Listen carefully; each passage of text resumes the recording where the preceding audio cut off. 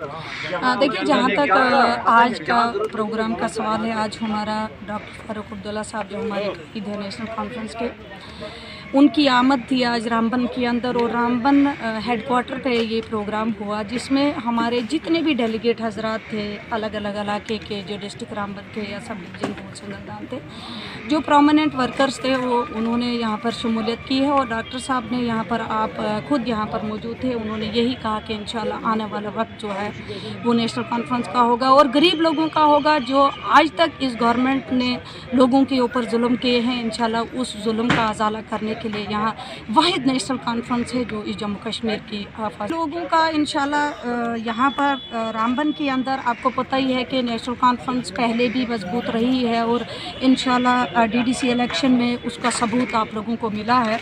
मुझे उम्मीद है कि आने वाले वक्त में अभी जो डिलिमिटेशन होगा उसमें अभी हमारे लोग जो है तजब्ज़ुब में हैं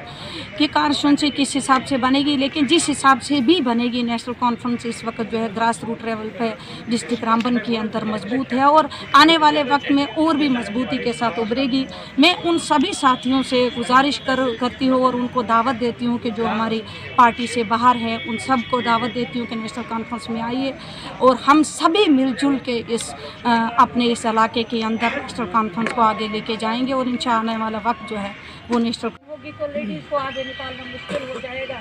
मैं यहाँ पर आप सभी साथियों का शुक्रिया अदा करना चाहूँगी और ख़ासकर यहाँ मसरूफ साहब का, हामिद साहब का, आप हमारे बुजुर्ग यहाँ पर बड़े हैं, आपका हाथ हमारे सर पे हमेशा रहा भी है और मुझे उम्मीद है कि आइंदा भी यह हाथ जो है बरकरार रहेगा। हमें आगे चलना है, आपके गाइडेंस में चलना है। हम चाहते हैं कि आप डे टू डे हमें जो है अपनी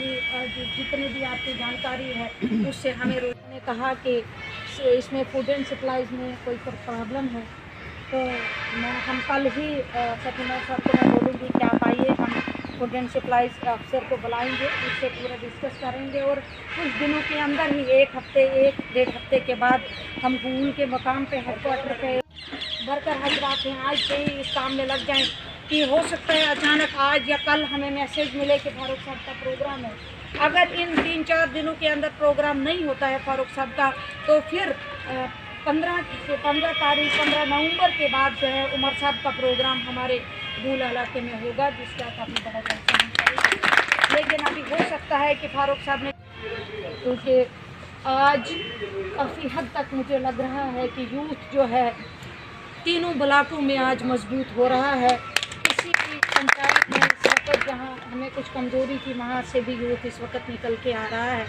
और दूसरा जो आज यहाँ पर हमारे फरहत रफीक साहब ने ज्वाइन किया नेशनल कॉन्फ्रेंस में, आप सभी साथियों का शुक्रिया अदा करना चाहूँगी कि जिन्होंने मेहनत की, उसको पार्टी में शमूलियत कराई। उसके साथ साथ हमारे यहाँ सखी मोहम्मद साहब हैं जो दिन रात अपने लोगों के कामों के लिए